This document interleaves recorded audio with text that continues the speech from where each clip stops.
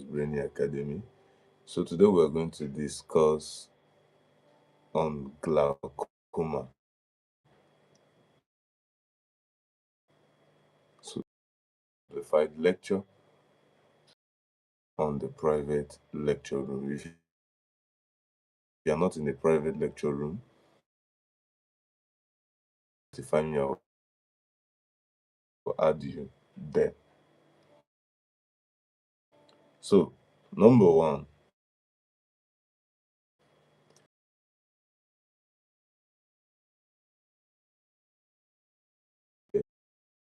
if you are correct. So the primary structure that is damaged questions, do not joke with it and see in your exams. The fluid decreased intraocular pressure in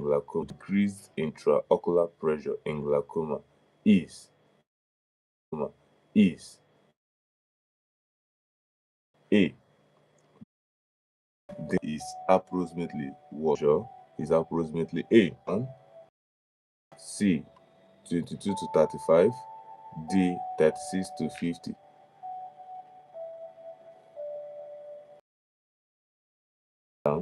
The normal intraocular pressure of the eye is 10 to 21 millimeter mercury.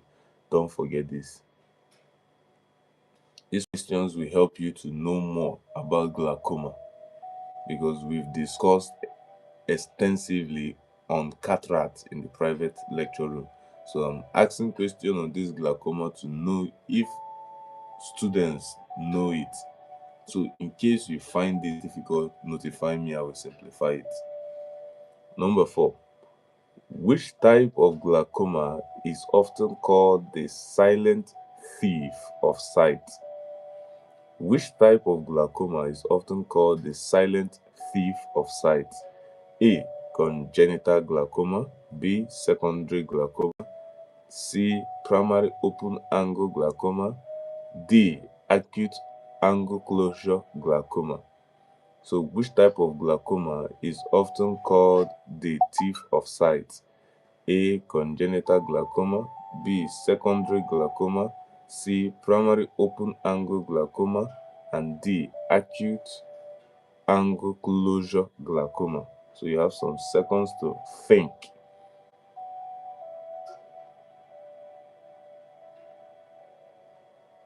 Now, if you choose congenital glaucoma, you are wrong. If you choose secondary glaucoma, you are wrong. If you choose C, primary open angle glaucoma, you are correct. So the silent thief of sight is not the congenital glaucoma, is not the secondary glaucoma. It is what?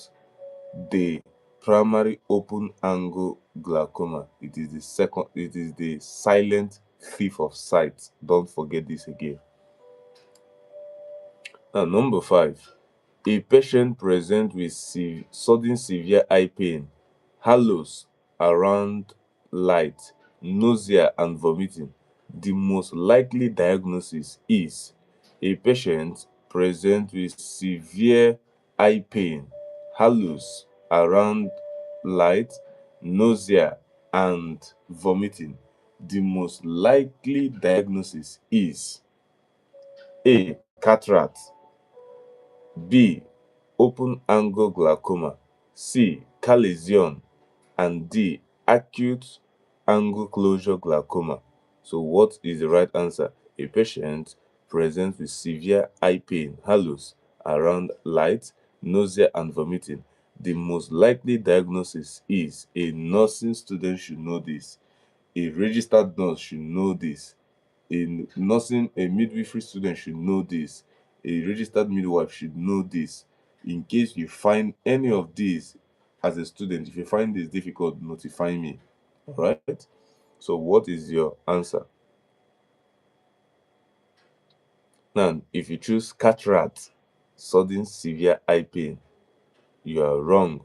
If you choose B, open angle glaucoma, you are wrong. If you choose C, lesion, you are wrong. If you choose D, acute angle closure glaucoma, you are correct. So that is the right answer. Notify me if you got the right answer in the comment section. Now, number 6, in glaucoma, peripheral vision loss usually occurs due to what? In glaucoma, peripheral vision loss usually occurs due to A, before optic nerve is damaged, B, during the early neonatal period, C, before central vision loss, D, only after total blindness. In glaucoma, peripheral vision loss usually occurs A, before optic nerve damage, B, during the early neonatal period, C, before central vision loss, and D, only after total blindness. So when is the peripheral vision loss in a patient having glaucoma? So I want you to think and give me the right answer. Now, if you choose before optic nerve damage, you are wrong. If you choose B, during the early neonatal period, you are very wrong. If you choose before central vision loss, you are correct. So this is the answer. So peripheral vision loss occurs before the central vision is lost. Are we together? Now, number 7, the drainage structure most commonly affected in open angle glaucoma is the drainage structure most commonly affected in open angle glaucoma is A, the retina, B, trabecular meshwork, C, lens capsule, D, macula. So, which drainage structure is mostly affected in open angle glaucoma? Now, if you choose macula, you are wrong. If you choose lens capsule, you are wrong. If you choose trabecular meshwork, you are correct. So, the answer is not retina, the answer is not macula. So, the drainage structure that is affected mostly in open angle glaucoma is the trabecular meshwork of the eye. Don't forget this. Number 8, which diagnostic test directly measures intraocular pressure? Which diagnostic test directly measures intraocular pressure? A, gonioscopy, B, tonometry, C, ophthalmoscopy, and D, perimetry. So which one is a diagnostic test that directly measures intraocular pressure? Which one do they use to diagnose for intraocular pressure? Now, if you choose A, you are wrong. If you choose D, you are wrong. If you choose C, you are wrong. The right answer is what? Tonometry. So don't forget this in case of your exams. If you see which diagnostic test is used to measure intraocular pressure, the right answer is tonometry. Tonometry. Don't forget this. Wonderful nurses and midwives, don't forget this. I want you to hold this at the tip of your finger. The most important diagnostic test used to measure intraocular pressure of the eye is what? Tonometry. Don't forget this. All right. Now, number 9. Which investigation primarily evaluates visual field defect? Which investigation primarily evaluates visual field defect? A, perimetry, B, pachymetry, C, OCT, and D, slit lamp examination. So, which investigation primarily evaluates visual field defect? Now, if you choose D, wrong. If you choose C, you are wrong. If you choose B, you are wrong. The right answer is what? A, perimetry. Don't forget this again. Number 10, like I said, if you find anywhere difficult, if you can't answer anything here, notify me so that I will simplify glaucoma.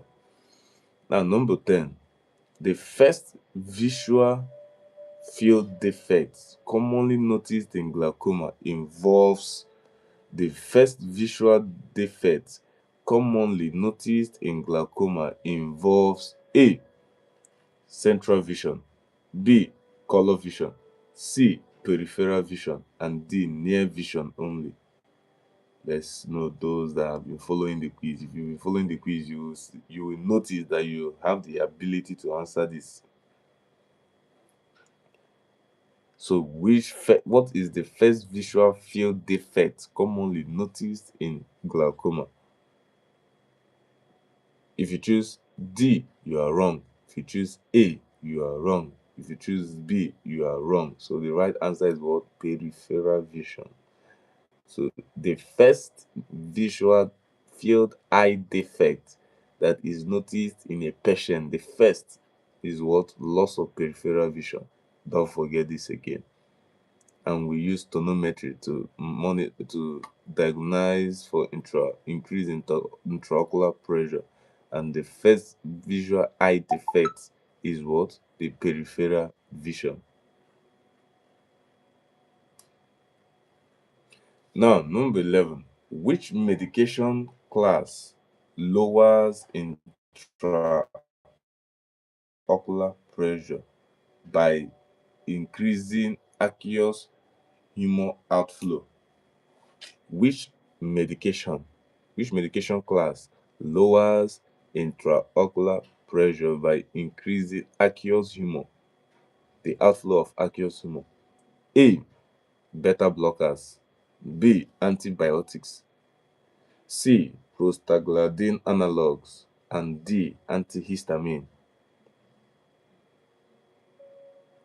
Very simple. You should know your pharmacology. If you choose A. Beta blockers, you are wrong. If you choose B. Antibiotics, you are wrong. If you choose C. Prostaglandin analogs, you are correct. So the right answer is not antihistamine. So for questions like this in exam, firstly, you should know what beta blockers is. And you know that you rule it out, that it is not the right answer. You know what antibiotics is, it has nothing to do with intraocular pressure, so you rule it out. You know what antihistamine is, you rule it out. So the right answer is what? Prostaglandin analogs. They are a class of drugs that are used to lower intraocular pressure of the eye by increasing the drainage of what? Aqueous humor. So what are the things you are learning from this quiz? Number one, intraocular pressure deals with what? Aqueous humor, not vitreous humor. We use drugs like prostaglandin analogs to lower increased intraocular pressure. The diagnostic tool that is used for glaucoma is tonometry. The first visual eye defect that is lost, that when a patient complains of, you should know that what is wrong is glaucoma, is what? Peripheral vision loss. Are we together? I believe you are learning something. There are certain things you are learning.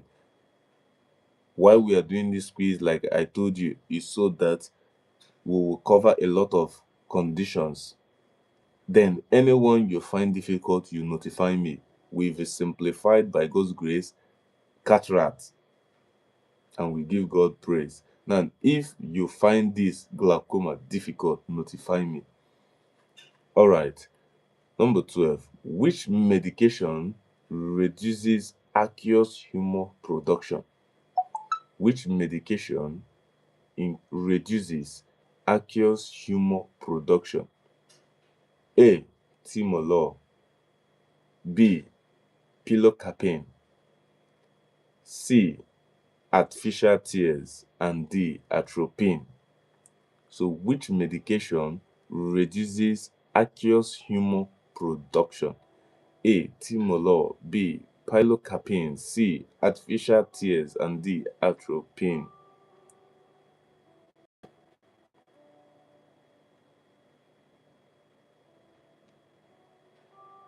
Okay. Now, if you choose D, you are wrong. If you choose C, you are wrong. If you choose B, you are wrong. The right answer is what? A. A patient with glaucoma should be taught that vision already lost. A. A patient with glaucoma should be taught that vision already lost. A. Can return after surgery. B. Returns after eye drops. C. It is permanently lost. D. Returns after laser treatment. A patient A patient with glaucoma should be taught that vision already lost can A. Return after surgery. B. Can return after eye drops, that is giving the patient eye drops. C. Is already permanently lost. D. Can return after laser treatment. So think, as a nurse, as a midwife, what do you think is the right answer here? Now, A, if you choose A, returns after surgery, you are wrong. If you choose D, returns after laser treatment, you are wrong. Are you learning? If you choose B, returns after eye drops, you are very wrong. So the right answer is what? C. So when there is loss of eye vision in a patient with glaucoma, it is permanently lost.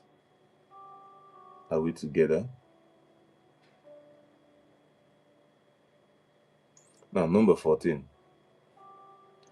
Which individual has the greatest risk for developing glaucoma? A. A healthy teenager. B. A young athlete. C. Older adult with family history. And D. Preschool child. It's very simple. I believe everyone should get this. And if you choose D, you are wrong. If you choose B, you are wrong. If you choose A, you are wrong. The right answer is what? Older patient with family history of what? Glaucoma. Number 15. Congenital glaucoma results primarily from, very simple also, congenital glaucoma results primarily from A. Aging changes. B. Abnormal development of drainage structures. C. Excessive reading. And D. Corneal infection. So if you choose A, you are wrong, very wrong. If you choose D, you are wrong. If you choose C, you are wrong. The right answer is what? Abnormal development, because it is called congenital from birth. So the right answer is what? The abnormal development of these drainage structures can lead to what? Increased intraocular pressure. Number 16. The canal responsible for collecting aqueous humor.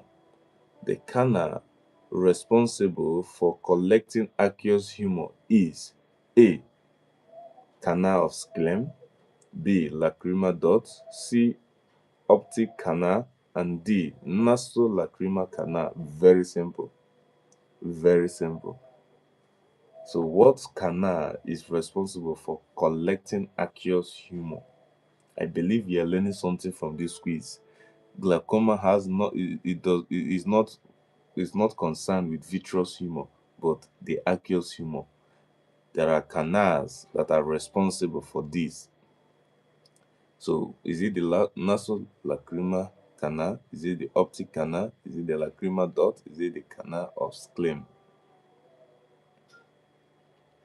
So if you choose D, nasolacrimal canal, you are wrong. If you choose C, you are wrong. If you choose B, you are wrong. The right answer is what? A is the correct answer.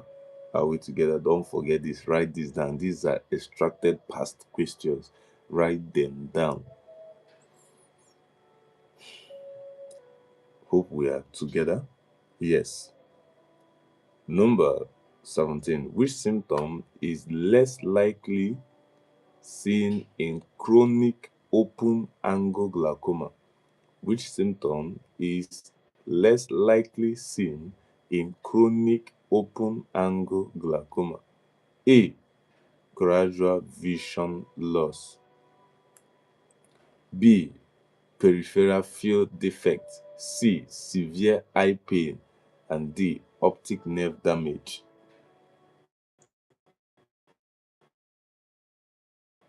Gradual vision loss. B. Peripheral field defect. C. Severe eye pain. And D. Optic nerve damage.